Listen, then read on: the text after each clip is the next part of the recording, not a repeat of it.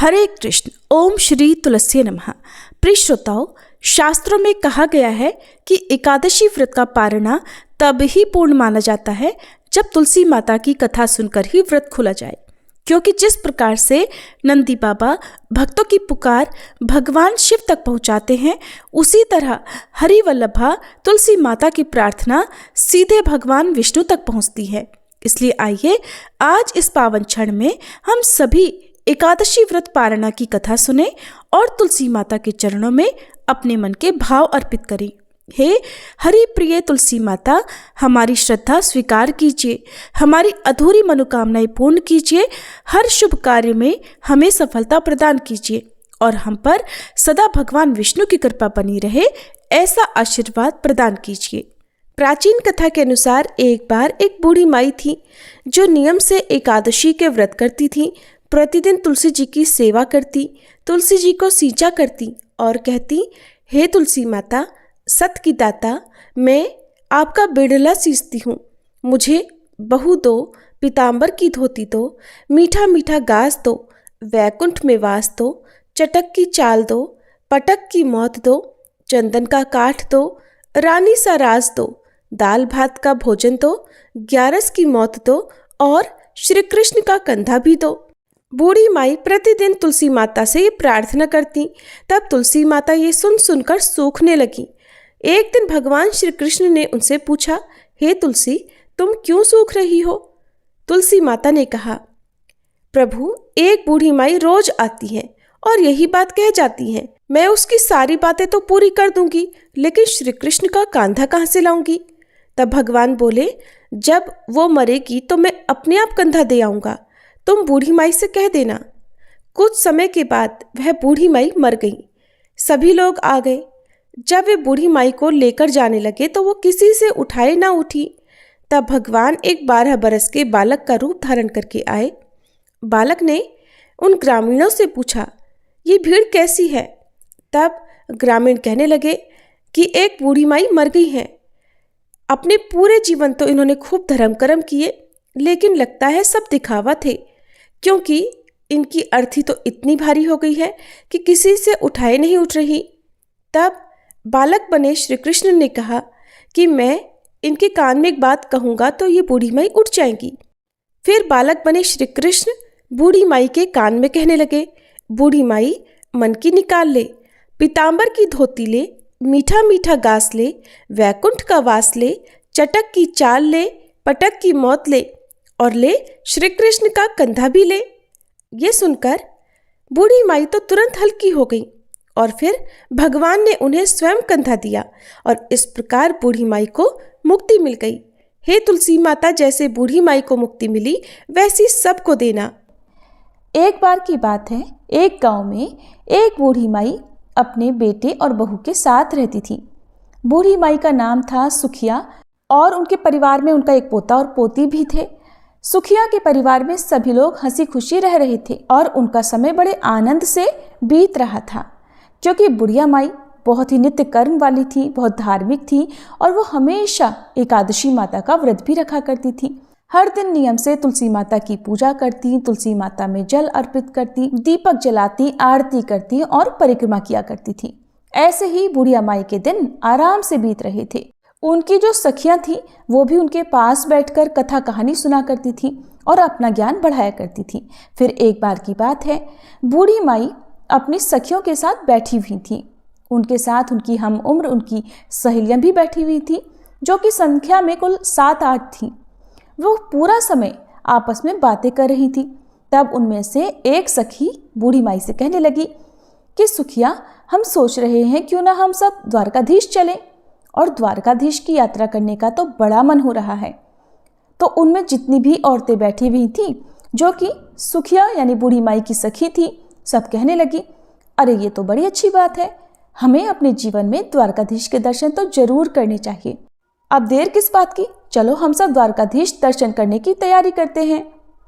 अब उन सखियों ने उन बूढ़ी माई से भी पूछा कि बताओ बहन, क्या तुम भी चलोगी हमारे साथ द्वारकाधीश? उन सखियों में कुछ कम उम्र की भी थी, जो उन बूढ़ी माई को माई कहकर बुलाया करती थी। बुढ़िया माई का मन तो द्वारकाधीश की यात्रा करने का बहुत था, इसलिए बुढ़िया माई कहने लगी, सखियों मैं ऐसे तो नहीं बता सकती, पहले मैं अपने बेटे से पूछूंगी और फिर उसके बाद ही मैं आप लोगों को बता सकूंगी। अब बुढ़िया माई अपने घर आ गई। अब उनका जो बेटा था, जो कि नौकरी किया करता था, अब वो सुबह से शाम को नौकरी करने के बाद जब घर आता था, तो उस दिन जब वो घर वापस आया तो बुढ़िया माई के जो पोते पोतियाँ थीं वो उनके लिए खाना लेकर गए। तो बूढ़ी माई ने उस दिन खाना खाने से इनकार कर दिया। कहने लगी, मैं आज खाना नहीं खाऊंगी, आज मेरा मन नहीं है। उधर जब बूढ़ी माई का बेटा खाना खाने लगा तो उसने अपनी पत्नी से पूछा, क्या माँ जी ने खाना खा लिया? क्योंकि वो हर दिन अपनी पत्नी से जरूर पूछा करता था। तब उसकी पत्नी कहने लगी, देखो जी, आज तो माई ने खाना खाने से इनकार कर दिया और कह रही है कि आज मेरा मन नहीं है। ये सुनते ही बूढ़ी माई का बेटा अपनी माँ के पास गया और जाकर कहने लगा, माँ क्या बात है, आज तुमने भोजन क्यों नहीं किया? तब बूढ़ी माई कहने लगी, बेटा आज मेरा बिल्कुल मन नहीं है। तो बेटा कहने लगा, माँ जी कहीं आपकी तबीयत तो खराब नहीं है? अगर कोई परेशानी है तो मुझे बताओ, मैं अभी आपको वैद्य जी के पास लेकर चलता हूँ। बूढ़ी माई कहने लगी, नहीं बेटा मुझे कोई परेशानी नहीं है, तुम परेशान मत हो, बस मेरा मन तो द्वारकाधीश जी की यात्रा करने को कर रहा है। तब बेटा बोला, माँ खुलकर बताओ बात क्या है? तब बूढ़ी माई ने शाम को हुई अपनी सखियों के बीच की सारी बातें अपने बेटे को बता दी कि बेटा मेरी कुछ सहेलियाँ द्वारकाधीश जी की यात्रा पर जा रही हैं और मेरा भी बड़ा मन कर रहा है कि मैं भी उनके साथ यात्रा पर जाऊं। माँ की इतनी बात सुनकर बेटा बोला, माँ जी इसमें तो कोई बात नहीं है इतना सोचने की, मैं तुम्हारी यात्रा जाने का प्रबंध कर देता हूँ, तुम जरूर यात्रा पर जाना। अब तो बूढ़ी माई बेटे के मुंह से ये बात सुनकर बड़ी खुश हो गई और वह मन ही मन द्वारकाधीश जी का ध्यान करने लगी। फिर वो अपने बेटे से कहने लगी, बेटा लेकिन मुझे एक बात की चिंता है। तो बेटा बोला, माँ बताओ ना क्या चिंता है? तो माँ बोली, बेटा अगर मैं द्वारकाधीश की यात्रा के लिए जाऊंगी तो कम से कम 4-5 दिन तो मुझे लग जाएंगे वापस आने में, लेकिन उसके बाद जो आंगन में मेरी तुलसी माता रखी है उन्हें कौन सींचेगा, कौन उनकी पूजा पाठ करेगा, कौन उनकी आरती करेगा? तब बेटा बोला, माँ आप चिंता बिल्कुल मत करो, वो सारे काम आपकी बहू कर लेगी, मैं उससे बोल दूंगा, वो आपकी तुलसी जी की पूजा कर लेगी। अब सुनकर तो बूढ़ी माई निश्चिंत हो गई। फिर वो कहने लगी, ठीक है बेटा। और अगली सुबह बूढ़ी माई बहुत खुशी से द्वारकाधीश जाने की तैयारी करने लगी। बूढ़ी माई का बेटा इधर अपनी पत्नी से बोला कि सुनो भाग्यवान, मेरी माँ तो द्वारकाधीश की यात्रा पर जा रही हैं, इसलिए मेरी माँ के लिए तुम काजू बादाम के अच्छे से लड्डू बना दो ताकि रास्ते में मेरी माँ को कोई परेशानी ना हो। अब जो बूढ़ी माई की बहू थी वो मन ही मन सोचने लगी कि मुझे तो ये एक दिन के लिए भी मायके नहीं जाने देते, कहते हैं यहाँ पर सारा काम बिगड़ जाएगा। अब देखो अपनी माँ को 4-5 दिनों के लिए यात्रा पर भेज रहे हैं। चलो माँ जी दर्शन करने के लिए जा रही हैं, ये तो ठीक है, अब उनकी पूजा का काम भी मुझे सौंप कर जा रही है। बूढ़ी माई की बहू तो कुछ कह नहीं पा रही थी, लेकिन उसने मन ही मन एक साजिश रची। उसने अपने पति से तो कह दिया कि ठीक है, मैं माँ के लिए गोंद गिरी और बादाम काजू के लड्डू बना दूंगी और उन्हें एक डिब्बे में भरकर माँ जी को दे दूंगी। अब बेटा तो निश्चिंत होकर सुबह नौकरी पर चला गया। इधर घर में जो बूढ़ी माई की बहू थी उसने क्या किया कि जो तुलसी जी का गमला था उसमें जो तुलसी जी लगी हुई थी उसने तुलसी जी को जड़ से उखाड़ लिया और जड़ सहित उसे एक पीतल के डिब्बे में भर दिया और अपनी सासू माँ की थैली में रखकर दे दिया और कहने लगी, ये लीजिए माँ जी, इसमें गोदगिरी के काजू बादाम के लड्डू हैं, आप रास्ते में इन्हें खा लेना। और फिर बूढ़ी माई अपने बेटा बहू को आशीर्वाद देती हुई अपनी तीर्थ यात्रा के लिए चलते समय अपनी बहू से कहने लगी, बेटी घर में मेरे पीछे तुलसी जी का ध्यान रखना।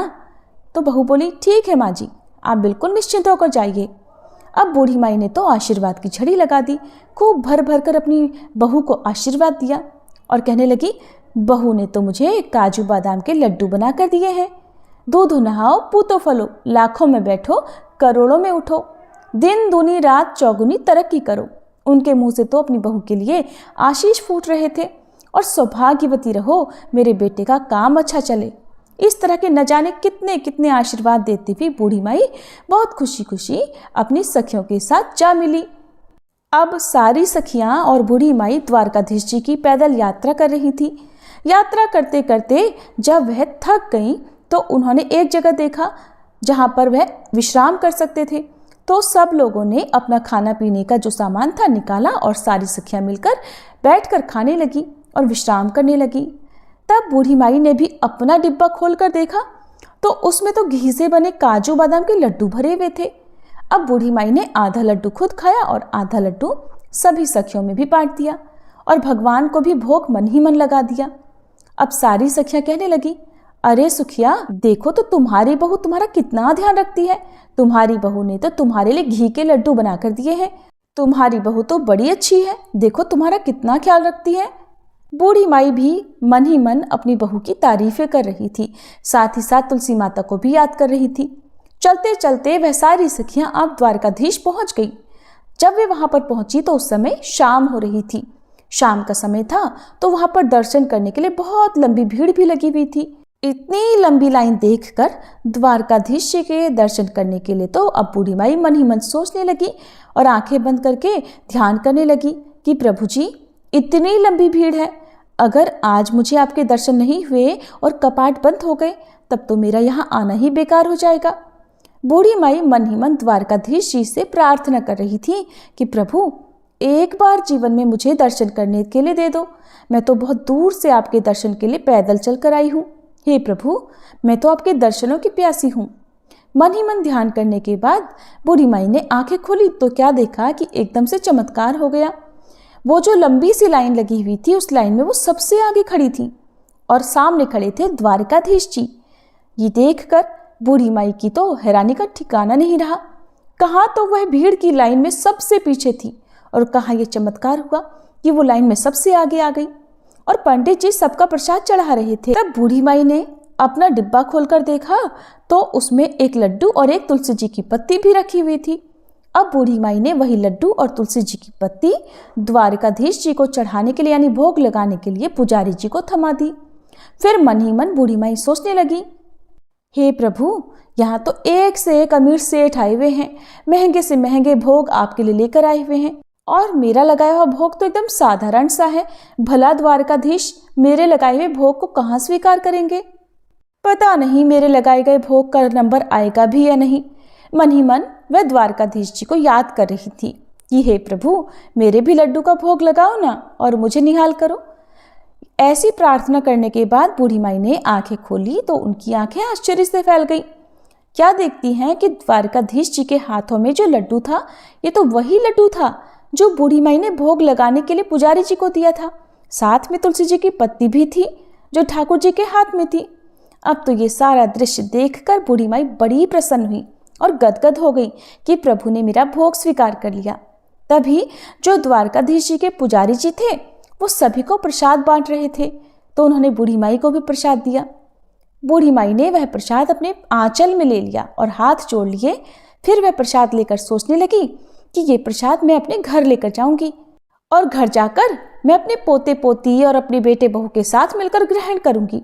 ये सोचकर पुजारी जी ने जो प्रसाद दिया था उसे बूढ़ी माई ने अपने डिब्बे में रख लिया और दर्शन करके प्रभु को धन्यवाद करके बूढ़ी माई बाहर आ गई। बाहर आई तो बहुत देर तक अपनी सखियों का इंतजार करने लगी। बहुत देर के बाद दर्शन करने के बाद जब उनकी सखियां वापस आई तो कहने लगी, अरे बड़ी घबराहट हो रही है, बड़ी भीड़ थी, हमें तो सही से द्वारकाधीश जी के दर्शन भी नहीं हुए। इतनी दूर से चलकर आए हैं, इतनी देर तक लाइन में लगे और अच्छे से दर्शन भी नहीं हुए।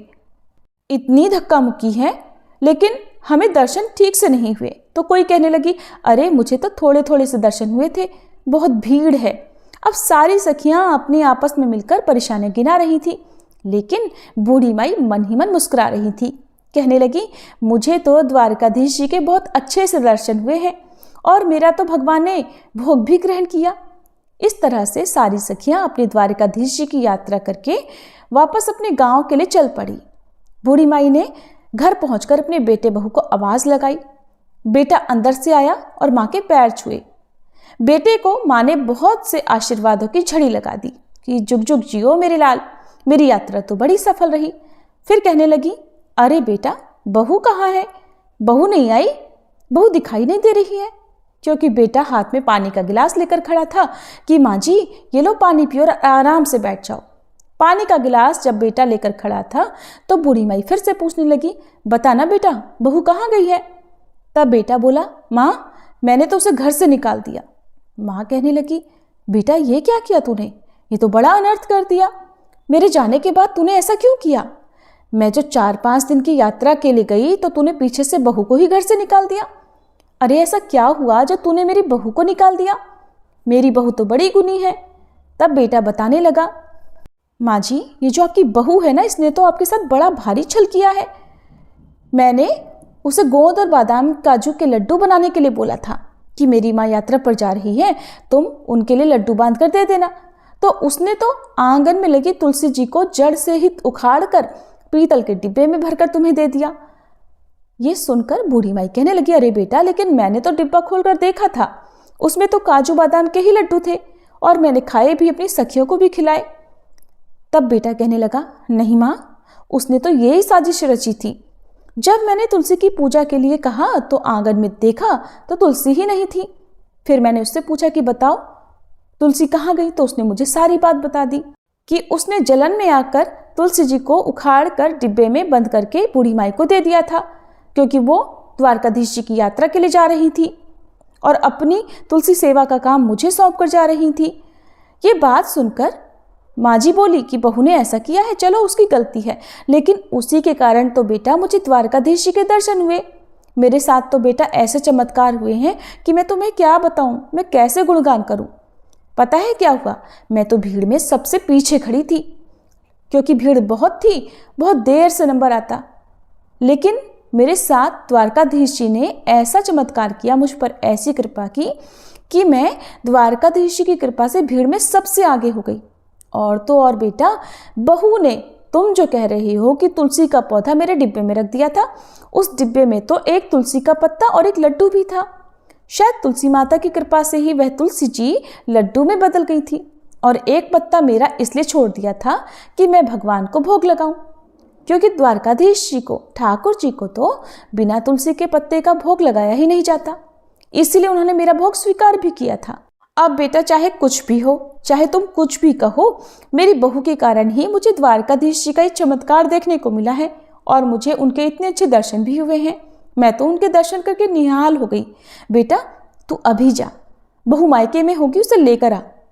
अब बेटा अपनी माँ की बात को भला कैसे टालता। अब बेटा चल पड़ा अपनी पत्नी को लेने के लिए उसके मायके, और फिर अपनी पत्नी को लेकर वह वापस घर आ गया। जब बहू मायके से घर आई तो अपनी सासू माँ के पैरों में गिर गई और माफ़ी मांगने लगी। तब बूढ़ी माई ने उसे उठाकर अपने गले से लगा लिया और कहा, अरे बहू, मैंने तो तुझे कब का माफ़ कर दिया, तेरी वजह से ही तो मुझे भगवान के दर्शन हुए हैं। अगर तू ऐसा नहीं करती तो पता नहीं मुझे भगवान के दर्शन होते भी या नहीं। मैंने तुझे माफ़ कर दिया, लेकिन हाँ, अगर तुझे माफ़ी मांगनी है तो एकादशी माता और तुलसी माता से मांगो। तब बहू ने तुलसी माता से माफ़ी मांग ली। फिर उन्हें याद आया कि अरे, जो द्वारकाधीश से तुम्हारे लिए मैं प्रसाद लेकर आई थी, याद है कहाँ है? बच्चे आए थे खेलते हुए तो कहने लगे, दादी माँ आ गई, दादी माँ आ गई। दादी माँ आप यात्रा पर गई थी तो बताओ ना हमारे लिए क्या लेकर आई। तब दादी माँ बोली, अरे बच्चों, मैं तुम सब के लिए वहाँ से द्वारकाधीश जी का प्रसाद लेकर आई हूँ, सब मिलकर थोड़ा थोड़ा बांट कर खा लेंगे। अब जैसे ही बूढ़ी माई ने अपने थैले में से वह पीतल का डिब्बा निकाला और उसमें से जो वह प्रसाद निकालने लगी, तो उसमें जो लड्डू था वो तो सामान्य नहीं था, वो तो पूरा का पूरा डिब्बा ही हीरे मोतियों से भरा हुआ था। अब तो ये देखकर बूढ़ी माई की और बहू बेटे की भी आंखें आश्चर्य से फैल गई। तब बूढ़ी माई कहने लगी कि बेटा, मैंने तो इसमें लड्डू रखा था, पता नहीं कहाँ से इतने सारे हीरे मोती इसमें आ गए हैं। तब बेटा बहू कहने लगे कि माँ जी, ये सब तो एकादशी माता और तुलसी माता की कृपा से हुआ है। आपकी यात्रा सच्ची थी, आपकी भक्ति सच्ची है, इसीलिए तो उन्होंने आपको आपकी एकादशी और तुलसी माता की पूजा का फल दिया है। अब तो बहू बेटा माँ के कदमों में पड़ गए। माँ बोली, बेटा मुझे छोड़, तुलसी माता के कदमों में पड़ो। तो बहू और बेटा ने तुलसी माता से माफ़ी मांगी, ठाकुर जी से माफ़ी मांगी कि अनजाने में हमसे भूल हो गई, माफ़ कर दो। अब तो बहू बेटा भी अपनी माँ की तरह एकादशी का व्रत रखने लगे और तुलसी माता की पूजा और सेवा करने लगे, तुलसी माता को सींचने लगे, तुलसी जी की खूब पूजा सेवा करने लगे। इसी तरह से अब उनके खुशी खुशी दिन बीतने लगे। अब तो बूढ़ी माई के पास इतना धन हो गया था कि उसने गांव में बहुत सारे काम कराए। गरीबों की कन्याओं का विवाह करवाया। जैसे भी गांव में किसी गरीब को देखती जिसके बस में बेटी का विवाह करना नहीं था, उसने उसी धन को बेटियों के विवाह में, कुएं बावड़ी बनवाने में और बच्चों के स्कूल अस्पताल बनवाने में खर्च करने लगी। जितना बूढ़ी माई उस धन को लगाती, उतना ही बूढ़ी माई के घर में और अधिक धन बढ़ता जाता। बूढ़ी माई जब तक जीवित रही, उन्होंने तुलसी माँ की कभी भी पूजा नहीं छोड़ी। जीते जी एकादशी व्रत कभी नहीं छोड़े। वो हमेशा सच्चे मन से एकादशी के व्रत रखा करती, तुलसी माता की पूजा सेवा करती। बूढ़ी माई बचपन से ही तुलसी जी की पूजा सेवा करती आई थी और मरने के बाद भी तुलसी माता और एकादशी माता की कृपा से बूढ़ी माई को मोक्ष की प्राप्ति हुई। बेटा बहू के दिन भी अच्छे हो गए। वो भी अपने बहू बेटों के साथ खुशी खुशी थी। उनके बच्चों के विवाह हो गए। उनके साथ वे सब सुखी जीवन बिताने लगे। हे एकादशी माता, हे तुलसी माता, हे ठाकुर जी, हे द्वारिकाधीश जी, जैसे आपने बूढ़ी माई पर कृपा की, वैसे ही इस कहानी को जो भी श्रोतागण सुन रहे हैं उन सब पर भी अपनी कृपा करना।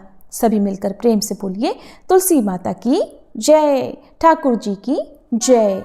तुलसी महारानी नमो नमो, हर की बटरानी नमो नमो, तुलसी महारानी नमो नमो।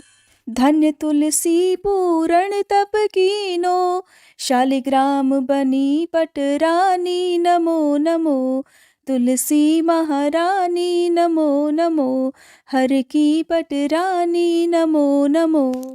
जाके पत्र मंजरी कोमल, श्रीपति कमल चरण लपटानी नमो नमो, तुलसी महारानी नमो नमो, हरि की पटरानी नमो नमो। कौन महीने बोई रानी तुलसा, कौन महीने हुई हरियाली नमो नमो, तुलसी महारानी नमो नमो, हर की पटरानी नमो नमो। कौन महीने हुई तेरी पूजा, कौन महीने हुई पटरानी नमो नमो, तुलसी महारानी नमो नमो।